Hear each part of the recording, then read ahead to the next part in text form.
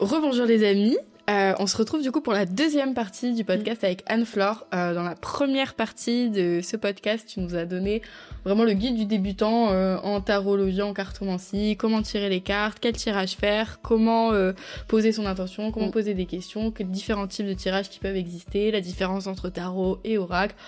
On a fait un petit tour à 360 degrés vraiment sur le tarot, donc... allez-y, si vous voulez en savoir plus sur la tarologie. Et là, du coup, la deuxième partie de cet épisode, j'aimerais que tu nous parles de toi, ton propre parcours par rapport aux cartes. Comment ça a changé ta vie, parce que tu m'as partagé qu'avant, tu étais quand même quelqu'un qui était assez anxieux, qui pouvait avoir pas mal de stress par rapport à la vie, par rapport au futur, etc. Et que les cartes t'ont vraiment aidé. Et aussi que ça a ouvert ta connexion au subtil. Donc, est-ce que tu peux nous partager un petit peu comment les cartes sont arrivées dans ta vie, à quel moment de ta vie, comment c'était, et qu'est-ce que ça a changé pour toi? Ouais, avec plaisir. Merci déjà d'introduire cet espace-là. Alors du coup, moi, les cartes de tarot notamment et d'oracle bien sûr, mais surtout de tarot sont arrivées dans ma vie assez jeune, parce que globalement, je tire les cartes depuis que j'ai 12-13 ans à peu près. Donc c'était une période où globalement on allait à la boutique ésotérique du coin, un peu avec une capuche pour pas être trop repérée. En tout cas, j'ai un peu ce sentiment-là que c'était quelque chose, un espace un petit peu caché dans ma vie. Que je montrais pas énormément à part à des personnes très proches. Ce qui est un peu bizarre quand je rétrospective un petit peu dessus, parce que pourquoi cacher cet espace-là comme si c'était quelque chose de mal en fait. Et je pense que ça c'est aussi assez présent dans la représentation du tarot comme quelque chose d'important, voire qui peut être dangereux. Donc ce qu'on propose aussi dans l'épisode précédent, de prendre un petit peu de distance avec ça.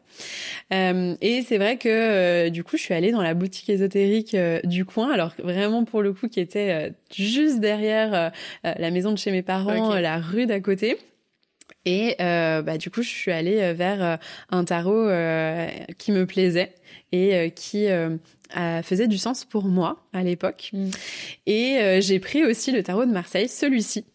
À l'époque. C'est celui qui est là? Celui-là même. Exactement. Donc voilà, qui est avec moi depuis ce temps-là, mais pour le coup que je n'ai pas touché pendant des années, puisque son design me parlait pas, j'avais du mal à connecter avec à l'époque. J'en suis tombée amoureuse plus tard du tarot de Marseille. Au début, je commençais plus à tirer les cartes un petit peu pour moi. Je pense plus par intérêt ésotérique de manière générale. J'ai toujours adoré l'astrologie, j'ai toujours adoré le tarot, le pendule aussi, que j'avais depuis un assez jeune âge, mine de rien. Et je commençais un peu à tâtonner de mon côté.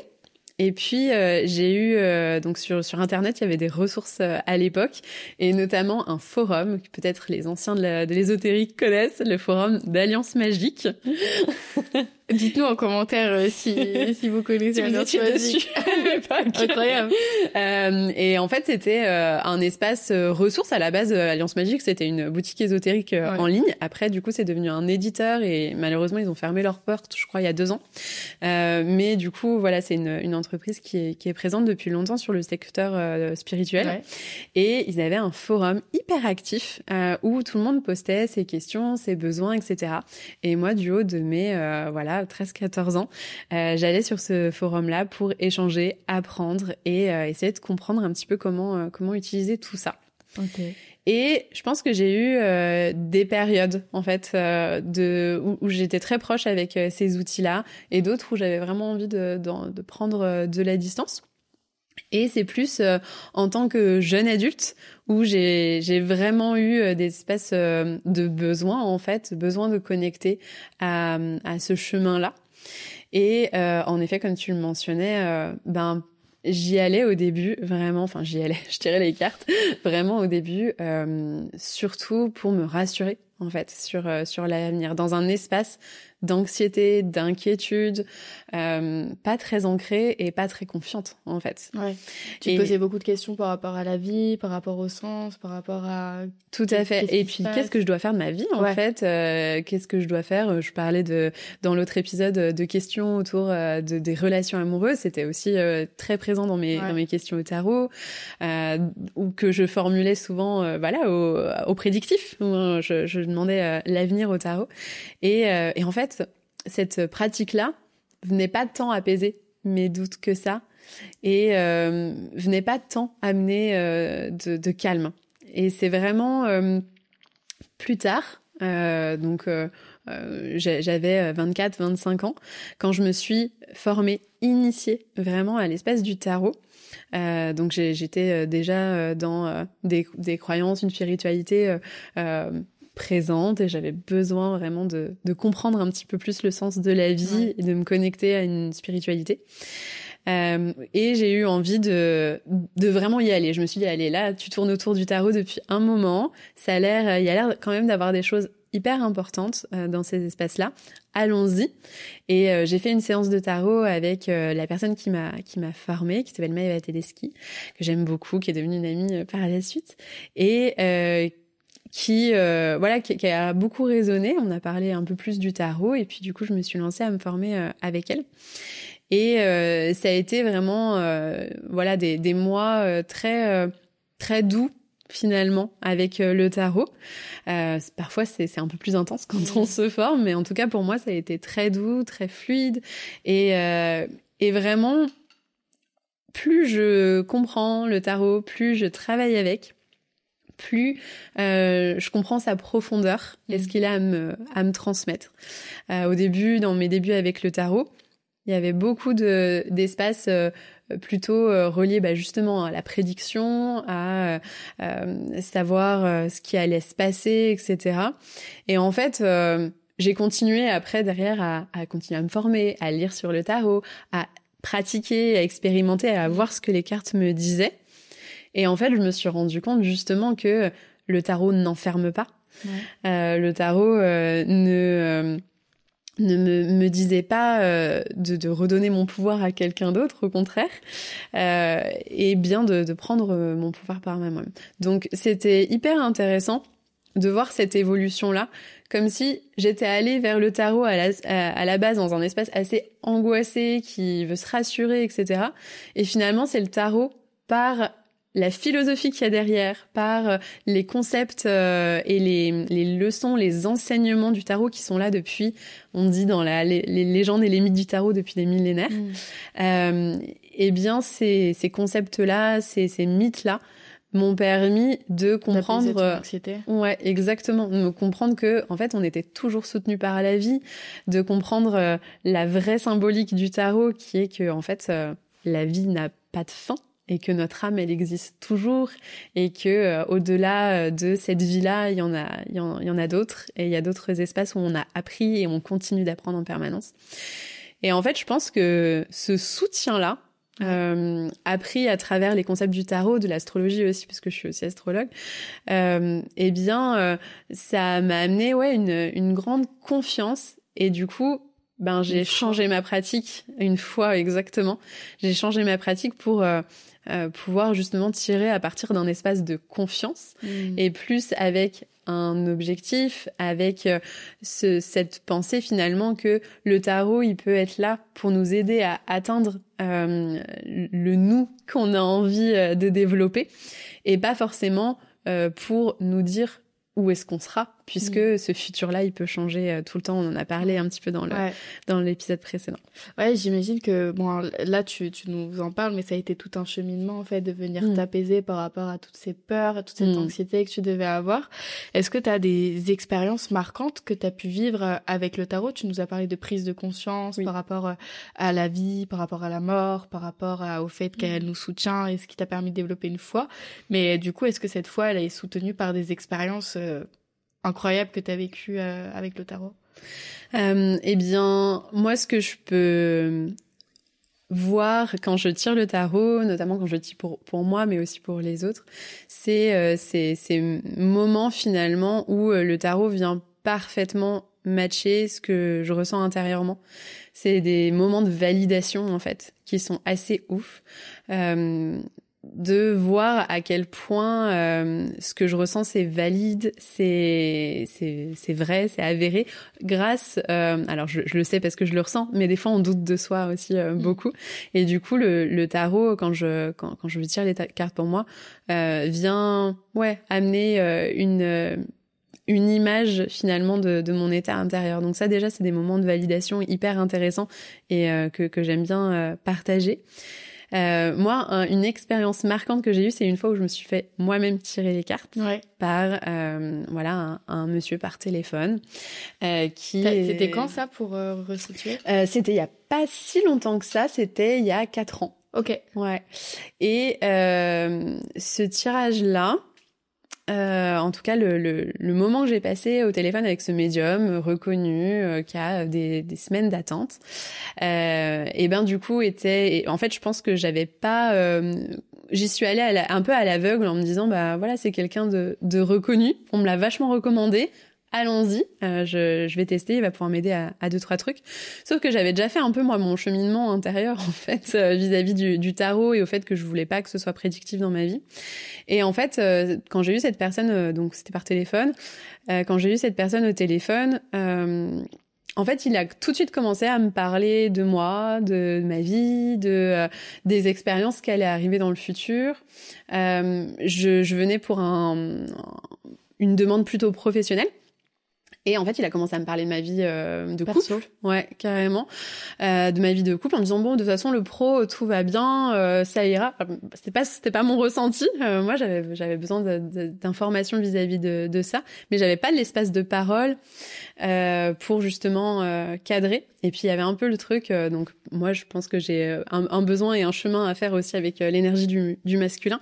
Et du coup je sentais un petit peu cette autorité de je suis le médium, je vais te parler de ça, et puis après on va couper, et puis voilà quoi. Et en fait donc il a commencé à me parler de ma vie de couple en me disant que de toute façon dans 1 an j'allais me séparer, que j'allais tromper mon mec aussi, que voilà c'était pas dans mes valeurs mais j'allais le faire, que de toute façon mon mec ne changerait jamais, que enfin voilà, à me dire des choses comme ça. Et en fait, j'en suis ressortie complètement déboussolée. Et pendant 1 an, j'avais l'épée de Damoclès au-dessus de ma tête, en fait, de me dire putain mais attends, je vais rencontrer quelqu'un là en fait dans ce stage, dans cet endroit. Enfin, en fait, j'avais peur. Ça m'a créé de la peur et de l'anxiété. Pour le coup, je suis pas du tout ressortie rassurée. Et surtout, ce n'est pas arrivé. C'est pas arrivé. Ça va très bien dans mon couple aujourd'hui. Je suis toujours avec mon mec depuis 12 ans. Tout va bien. Et c'était un futur possible. C'était un futur possible. Oui, parmi plein d'autres, quoi. Parmi plein d'autres. Et en fait, ça, je pense que ça a vraiment changé ma manière de travailler avec le tarot. C'est-à-dire que, déjà sur l'espace du prédictif, mais pas que. Aussi sur vraiment comment est-ce que moi, dans ma pratique, j'ai envie de redonner du pouvoir aux gens et pas de leur enlever. Parce que c'est hyper confortable, en fait, d'arriver hyper confortable, pas toujours, mais en tout cas d'arriver chez quelqu'un et lui dire « Ok, dis-moi ce que je dois faire. » Parce que là, je sais plus ce que je dois faire de ma vie. Dis-moi ce que je dois faire. Mais en fait, la vie, c'est pas ça, les gars. La vie, c'est de prendre ses responsabilités, de venir vivre nos expériences humaines, de choisir notre direction. Et parfois, on prend des petits détours et c'est ok. C'est aussi la magie du chemin. Et on n'a pas une vie toute droite, toute tracée vers notre objectif. Mais c'est vraiment, j'avais pas envie de me retrouver dans cette place de celui qui enferme, celui ou celle qui vient donner une direction qui n'est pas alignée finalement. Ça a vraiment changé ta manière de... Enfin, t'avais déjà une ligne directrice dans la manière dont tu tirais les cartes, et là ça a juste venu confirmer que tout ce qui était prédictif, avenir, etc., ça te parlait pas et c'était pas du tout ça venait pas apaiser en fait quoi que ce soit. Ça venait plus m'enfermer en plus dans quelque chose qui n'était pas réel quoi. Donc ça m'a un peu embêtée clairement de pouvoir voir que l'espace du tarot ou de la médiumnité pouvaient être aussi des espaces comme ça. Ouais. Peut-être que cette personne est très bien pour d'autres consultants, hein, c'était pas le cas pour moi. Et du coup, voilà, j'ai vraiment eu envie de cadrer, et puis ça peut vraiment aussi vous donner des pistes à vous qui nous écoutez pour savoir comment aussi peut-être vous avez envie de choisir les personnes avec qui vous avez envie de bosser. Mais c'est vrai que moi, avant toutes les consultations, je pose un cadre vraiment pour... on a le droit de m'interrompre à tout moment. Moi, c'est un dialogue, hein, vraiment, où je viens confirmer des choses et on vient discuter ensemble de la meilleure option, finalement. Ouais. Et pour revenir sur toi et sur justement comment ça a apaisé ton anxiété, est-ce que t'as des souvenirs justement de peut-être des tirages que t'as pu faire à une certaine période, de prise de conscience que t'as eu? Quelles a été un petit peu les différentes étapes par lesquelles t'es passée? En fait, c'est assez rigolo parce que c'était pas forcément à travers des tirages que j'ai eu vraiment des révélations. C'était plus à travers les initiations en elles-mêmes. À chaque fois que je fais une initiation, je me repose avec la carte et en fait à chaque fois il y a des nouvelles informations qui montent à la surface, donc soit à travers des lectures, soit juste à travers mon ressenti. Et en fait c'est plus dans ces espaces-là, au-delà des tirages, où je me dis waouh, mais en fait c'est un truc de dingue l'enseignement qu'il y a derrière. Donc les enseignements que je peux voir typiquement, c'est entre typiquement là je vois Tempérance qui est juste là, entre la carte de Tempérance qui est la 14e carte et la carte du diable qui est juste après. Et ces deux cartes en fait elles ont une philosophie de vie complètement inverse. Tempérance, elle va nous dire que le bonheur, on l'acquiert à travers les années, à travers le temps et la conscience que l'on met dans les choses, à travers notre intégrité, notre courage, à travers la justice intérieure qu'on peut avoir. Et du coup, c'est des choses auxquelles vraiment je peux m'associer carrément. Et d'un autre côté, juste après, on a le diable qui nous dit, c'est l'hédonisme, qui nous dit profite de la vie, fais-toi plaisir, mange ce que tu veux, ça fait du bien, etc. Et des trucs auxquels je peux également carrément m'identifier. Et en fait, c'est à chaque fois que je prends une carte, j'ai l'impression qu'il y a une couche supplémentaire qui vient m'enseigner un truc de fou sur la vie, des choses que l'on peut voir dans différentes philosophies de vie, dans différentes spiritualités, et il y a une espèce de convergence en fait de toutes ces connaissances, que ce soit dans le tarot, dans l'astrologie, dans je sais pas, le bouddhisme, dans le taoïsme, enfin dans plein de choses finalement, des grands enseignements qui sont présents dans la vie et qui, moi, en fait, tout ça, ça vient me rassurer, mine de rien, ça vient apaiser mon anxiété, puisque je sais que derrière, c'est comme si on était soutenu par la vie, justement, par toutes ces connaissances que les gens ont captées, que des médiums, des maîtres, des philosophes ont captées au fil des années, et qui vient profondément nous mettre... En confiance, quelque chose de sûr à l'intérieur de nous, on est soutenu par la vie, on est en train de faire un chemin dans cette vie, notre petite âme, elle suit son cours, et puis on a des petits potes autour, on peut leur parler et ils peuvent nous aider, nous guider. Et en fait, c'est aussi cette communication que j'ai avec le subtil, où clairement mes guides, je leur parle comme si c'était mes potes.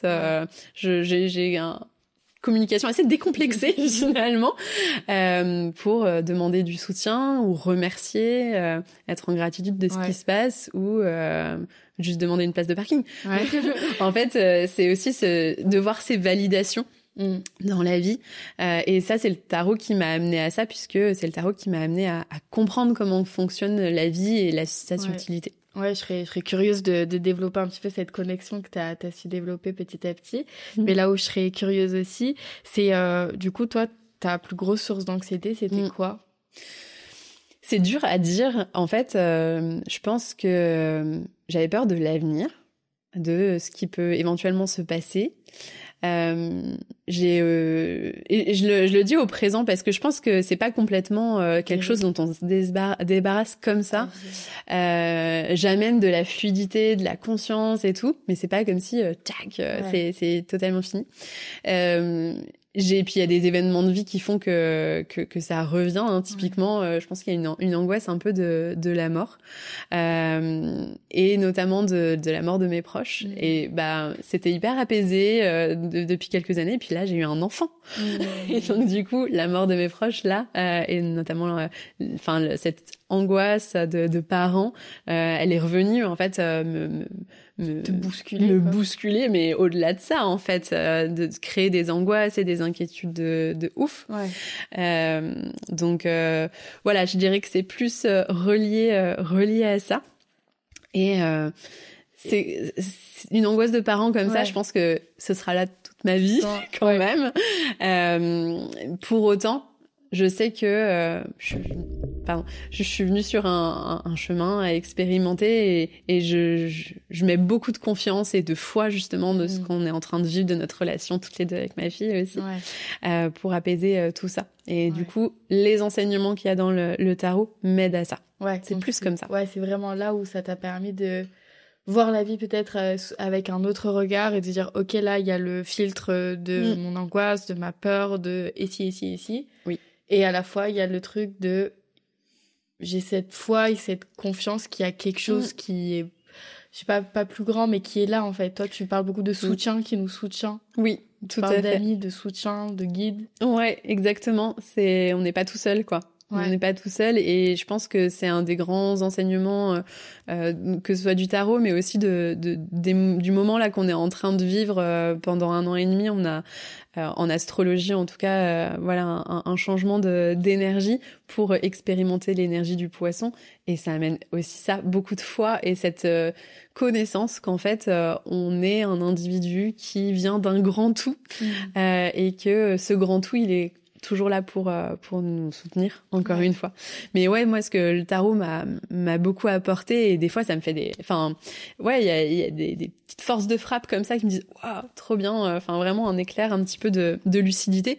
C'est cette prise de distance, en fait, cette prise de distance de notre vie humaine, et quand on regarde un petit peu ce que c'est, on est nous un individu sur un bout de caillou dans l'univers qui est immense, qui tourne autour d'une boule de feu. Juste, est-ce que on peut s'arrêter 2 secondes sur ce truc où on est tout petit finalement, et on peut prendre de la distance avec nos petites angoisses du quotidien finalement, parce que là je parle de grandes angoisses profondes, mais nos petites angoisses du quotidien, nos petites inquiétudes j'avais énormément d'inquiétudes vis-à-vis de l'argent, vis-à-vis de la sécurité matérielle, et en fait juste on peut prendre un peu de recul vis-à-vis de tout ça, et bien sûr de se sentir en sécurité c'est important, mais c'est un symptôme finalement, et d'avoir de la confiance intérieure, ça c'est ça c'est le cœur du truc quoi. Et les cartes, toi ça t'a permis vraiment de faire ce pas de côté, de développer cette connexion avec ce qui est c'est subtil quoi, qui est là, tout le temps là.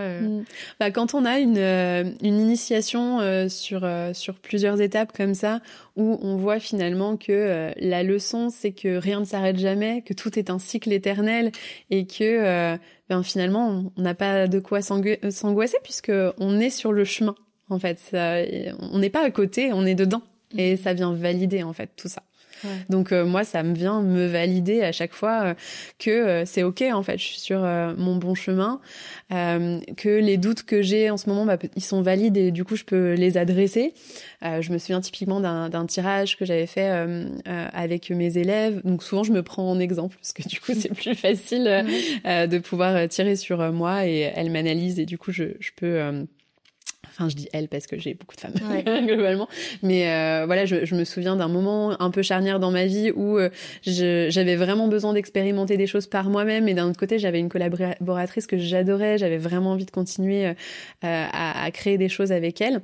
On a fait un tirage bilan sur l'année. Mon bilan c'était l'ermite du coup, qui expérimente beaucoup de solitude. Ok, ça vient valider la décision que je savais devoir prendre, mais qui était vraiment pas facile à prendre, et là j'ai un miroir en moi qui me dit l'ermite, il y a un peu de solitude, mais d'un autre côté quelle guidance et quelles expériences de ouf tu vas vivre quoi. Donc ça c'est beau. Ça a été un soutien aussi pour toi pour prendre cette décision. Tout à fait, une validation. Et tu dis, ça me donne la foi et la confiance que je suis sur mon bon chemin. Mais est-ce que c'est possible d'être sur un mauvais chemin? Pour moi, non. Et souvent, justement, on vient regarder... Alors, c'est possible d'être sur un mauvais chemin en soi, on a besoin de recalibrer un petit peu, on a besoin de refaire le point, mais souvent, à mon sens en tout cas, et je le dis très humblement, parce que voilà, dans ta lecture du monde. Dans ma lecture du monde, tout à fait. Je sens en tout cas que les expériences qu'on vient vivre qui pourraient avoir un peu cette sensation de nous désaxer, ben finalement on vient les vivre justement pour avoir des prises de conscience, et aussi dans l'adversité ou dans les moments un peu plus difficiles qu'on a les plus grandes révélations sur nous-mêmes et sur ce qu'on a envie de la vie. Ouais, bah d'ailleurs toi c'est pas grâce à certaines mauvaises expériences entre guillemets, même dans la tarologie, que ça t'a permis de te réajuster. Oui.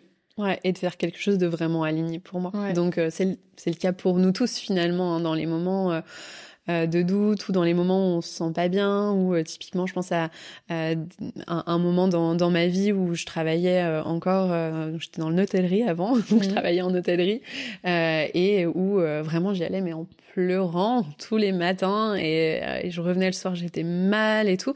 Ben ces moments de vie là, ben c'est ce qui me permet de me dire ben non, c'est pas ce que je veux de ma vie. Donc évidemment le tarot était là en soutien à ce moment-là aussi, pour me donner le courage de passer le pas, de démissionner, de faire ma formation de naturopathe, parce que du coup je suis naturopathe de formation, et de changer de vie en fait. Et il te disait quoi le tarot, tu te souviens à ce moment-là? J'ai plus les tirages en tête, j'ai mon carnet de la vie de mes tirages, les tirages importants, mais là j'ai pas révisé avant. Ouais, non mais en même temps c'est hyper précis. Tu te souviens du tirage du 22 janvier 2014 fait quoi? Mais ça c'est un bon conseil aussi à avoir, qu'on n'a pas dit dans l'épisode précédent, mais avoir un petit carnet ou alors une note dans votre téléphone avec tous vos tirages, c'est trop bien. Moi, j'ai un Notion carrément. Ouais, ok. Mais moi, j'avais fait ça aussi une période pour mes rêves, pour noter les rêves, etc. Parce qu'il y a tout un truc aussi. Il y a un épisode sur l'analyse des rêves, si jamais ça vous intéresse de creuser le sujet. Mais donc, donc pour revenir sur ta connexion au subtil, du coup, donc ça t'a petit à petit, en fait, c'était un chemin où t'as développé donc ta foi, où t'as, à force de tirer les cartes, créé une reliance en fait avec toutes ces énergies qu'incarnent ces cartes. Qu'est-ce que ça t'apporte en fait, cette connexion subtile? Qu'est-ce que ça t'a permis de comprendre? Comment tu te sens dans la vie avec ça? Ben, chacune des cartes a son enseignement, sa leçon de vie. Donc c'est un petit prof de philo finalement à chacune des cartes. Et moi, ce que ça m'a apporté personnellement, c'est beaucoup plus d'affirmation, je dirais, de moi. Les cartes, elles m'ont aussi permis, dans leur enseignement, dans les différents tirages que j'ai faits, comme je disais tout à l'heure, de valider, et donc du coup d'affirmer mes envies, mes besoins, mes objectifs de vie. Et du coup, je me sens beaucoup plus confiante à différents niveaux. On en parlait tout à l'heure pour la confiance dans la vie, mais aussi dans ma confiance en moi. Ouais. Donc ce chemin-là, il a été fort à ce niveau-là. Bien sûr, il y a eu le tarot, il y a eu d'autres expériences de vie qui m'ont permis ça, évidemment. Mais c'est vrai que je pense que le tarot reste un enseignement primordial dans ma vie vis-à-vis de tout ça. Et pour moi, il regroupe vraiment tous les grands enseignements de vie sur tous les sujets, en fait. Ça vient aussi nous parler de sexualité, ça vient nous parler de notre rapport aux autres, ça vient... c'est venu apaiser pas mal de sujets dans ma vie que j'ai pu compléter avec d'autres connaissances. Pratique. Et que j'ai pu... Exactement, ouais, tout à fait. Donc, c'est... comme on disait tout à l'heure, un pote que j'ai toujours dans ma poche et qui vient me rappeler les grands enseignements de vie que j'ai envie de cultiver dans ma vie, les valeurs que j'ai envie de cultiver aussi. Ouais, ça te permet de prendre ce recul aussi sur, si je prenais un peu de recul et que je me mettais un peu... que je regardais les choses un peu vues d'en haut, quoi. Que j'ai arrêté de m'identifier peut-être aussi à tout ce que je vis, à être vraiment pris par mon jeu de vie, quoi, et que j'observe un petit peu comment ça se passait. Ouais, c'est les moments de tirage, pour moi, c'est des moments de clarté, en fait, où je viens ramener de la clarté, justement, et pouvoir voir ma situation un petit peu plus clairement. Donc je trouve ça hyper intéressant aussi dans cet espace-là. Ouais. Et quand je parle de connexion subtile aussi, moi j'entends, donc tu parles beaucoup de tes guides, etc. Et quel est ton lien avec qu'est-ce que tu appelles les guides en fait, et quel est le lien que tu entretiens avec eux? Bah ça, je dirais, c'est assez personnel. Moi, la manière dont je le vois, c'est comme des entités, des personnes dans le subtil qui sont là autour de moi. Alors à ça, à voir vraiment chacun votre spiritualité, votre envie de creuser tel ou tel sujet. Mais moi, la manière dont je le vois, c'est en effet cette personne qui est là autour de moi et qui vient m'aider, me donner des petites informations, des petits messages dans la vie. Donc moi j'ai le tarot et j'ai la lecture des astres aussi. Donc j'ai l'impression que les messages passent aussi vraiment par là, et c'est vraiment la lecture finalement du subtil avec le tarot. Mais pour les personnes qui peut-être ont d'autres pratiques ou ne tirent pas les cartes, ça peut être aussi à travers un mot qu'on revoit tout le temps dans notre journée. Je sais pas, souvent ça peut être la petite plume sur laquelle on va tomber, ça peut être les heures miroirs aussi. Enfin voilà, ce genre de choses qui dans la journée va nous donner des validations, des confirmations. On peut créer un petit peu des codes finalement de langage avec les personnes qui nous entourent, avec le soutien autour de nous. Et du coup, le voir, le valider, parce que des fois, on demande quelque chose à l'univers, à nos guides, peu importe comment on l'appelle. Et puis on le voit à peine, ou alors on se dit oui, ok, c'est cool. Mais en fait, c'est un vrai dialogue. C'est vraiment un échange que l'on a. Et si dans la vie de tous les jours, toutes les deux, tu me dis des choses et que je dis oui, ou alors je le remarque à peine, bah en fait, t'as pas envie de me renvoyer des messages, quoi. Ouais. Donc c'est vraiment un échange où si on sent que voilà, on a une aide présente, et pour moi tout le monde en a évidemment, de pouvoir la valider et vraiment entretenir un lien avec. Tout à fait. Toi, le tarot, c'est ta manière d'entretenir le lien. Est-ce que tu sens plus de présence, ou tu as plus de connexion? Est-ce que tu captes plus de messages? Est-ce que ton intuition du coup depuis que j'utilise le tarot? Ouais. Clairement, le tarot et toutes les pratiques un petit peu plus subtiles. Alors moi, je suis une personne hyper mentale. Ouais. Vraiment, mon mental est fort. Je suis assez académique. Enfin voilà, je sais que je valorise inconsciemment beaucoup mon cerveau, quoi. Ouais.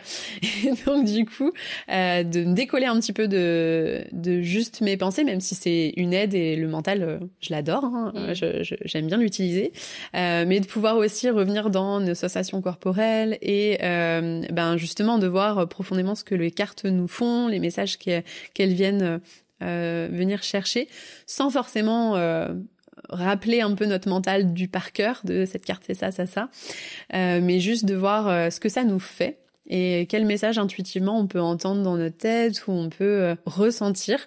On a chacun un peu notre mode d'intelligence. Moi je sais que je peux entendre plus que ressentir, mais pour d'autres ce sera des visions, ce sera des couleurs, ce sera une chanson qui arrive. C'est pour ça que tu dis que tu leur parles, en fait, parce que toi t'es très auditive. C'est ça. Ouais, exactement. Donc c'est ma manière de. Donc avoir chacun. Et le tarot, ça t'a aidé à développer cette capacité que t'avais déjà. Et vraiment à cultiver l'intuition. Après, je dirais que l'intuition, c'est aussi quelque chose que je viens cultiver au quotidien, parce que pour moi, c'est, comme je disais, je suis très mentale, et du coup, c'est pas quelque chose de fluide, naturel, exactement. Donc ça, c'est un truc aussi que j'aime bien désacraliser. Le tarot, c'est pour tout le monde, pas besoin d'être intuitive, médium, etc. Et moi, la première, du coup, qui suis très très mentale. Et donc, du coup, c'est une pratique aussi que parfois je me force à faire, de venir apporter de la respiration, de la méditation, de venir ouvrir ce troisième œil-là pour faire redescendre un peu dans mon corps et sortir de la tête. Lâcher la pression mentale, carrément. Hyper intéressant. Est-ce qu'il y a des choses que tu aimerais partager peut-être pour les personnes qui se reconnaîtraient dans ce côté peut-être anxieux face à l'avenir, ou qui aimeraient développer plus leur connexion subtile? Ouais, carrément. Alors déjà, par rapport à cette notion d'anxiété, il y a plusieurs je trouve, choses qui sont mis en place d'une manière très pratico-pratique. Je suis naturopathe de base, donc vraiment le pouvoir des plantes, le pouvoir des huiles essentielles, tout ça va vraiment pouvoir aider sur le côté très factuel, très corporel, et c'est hyper intéressant. Je trouve intéressant aussi de rajouter cet aspect peut-être philosophique, cette prise de distance, pour amener aussi peut-être une confiance encore plus ancrée, encore plus intérieure, et pas juste, mais qui sont très efficaces, mais pas juste des ajouts finalement à notre vie, comme des plans, des compléments, etc., qui vont bien sûr agir sur un côté très corporel, factuel, mais peut-être moins sur notre confiance profonde en nous, dans la vie, et dans ce qui nous porte. Ok, ouais, donc un petit mixte des deux peut-être pour ramener justement des écoutes comme ça qui viennent aussi amener beaucoup d'amour et de confiance dans notre vie. Ok, trop chouette. Est-ce que t'aimerais rajouter quelque chose qu'on n'aurait pas abordé? Je suis bien. Est-ce qu'on fait un petit tirage? Ouais, on va faire un petit tirage après. Est-ce que tu aurais juste peut-être des ressources à nous conseiller pour les personnes qui veulent aller plus loin, que ce soit des livres, des documentaires?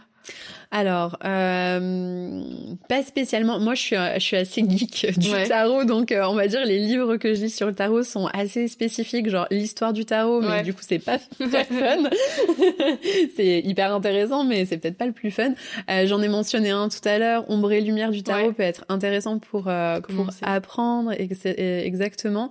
Il y a des comptes sur Instagram qui sont intéressants aussi. Faut juste que je suis nulle à je pourrais mettre en description si tu veux, tu m'enverras et je mettrai en description, je mettrai le tien aussi. C'est gentil. Merci beaucoup. Partage aussi. Ouais, mais il y a énormément de ressources, même sur YouTube, il y a énormément de gens qui montrent les decks, qui montrent les jeux avant d'acheter un tarot souvent on peut pas les ouvrir dans la boîte et tout. Vous pouvez regarder les cartes sur internet et tout, comme ça vous savez ce qu'il y a dedans. Enfin voilà, il y a plein de ressources qui existent. Ouais. Nickel. Écoute, avant le tirage, je te pose la question que j'utilise tout le temps sur mes épisodes. Tu sais, c'est pour toi, Anne-Flore, c'est quoi une terre happy? Une terre qui est heureuse. Pour moi, je vais me répéter un petit peu, mais je vais reparler de confiance. Ouais. Pour moi, cette confiance dans la vie, dans ce monde qu'on est en train de vivre justement, la bonne expérience pour nous qui nous mène à ce qu'on a besoin de vivre dans cette vie, c'est la confiance, c'est la clé en fait. Ok, donc une thérapie, c'est une terre qui a confiance. Ouais, et des gens dessus qui ont confiance. Ouais, trop chouette. Écoute, merci, je te remercie pour ces 2 précieux moments qu'on a passés. Je t'invite à ce qu'on fasse le tirage du coup. On a 3 huiles essentielles que vous pouvez choisir en effet. Ouais. Et on va tirer 3 cartes et vous pouvez choisir la carte que vous souhaitez.